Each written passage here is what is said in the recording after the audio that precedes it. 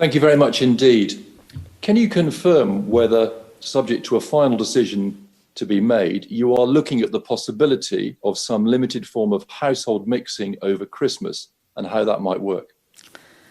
So I think the first thing to say is that we are very keen that we have Christmas as close to normal as possible. That requires all of us to make every effort over this national restriction period and even in early December to get the cases as low as possible and to reduce the risk of transmission within households and between families. A final decision, of course, will rest with the government and we look forward to hearing what those plans are. Angela, do you want to add anything? Like everyone, I'm also looking forward to hearing what the plans are.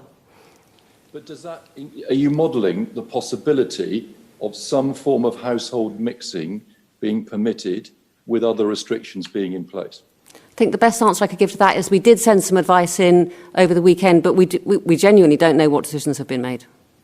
But do you think it's feasible that that could be allowed with other restrictions and other trade-offs? Well, I would reiterate what Susan just said. What's really important is that we go into, a festive week when we want to mix with our friends and our family, with the number of infections in the community as low as possible.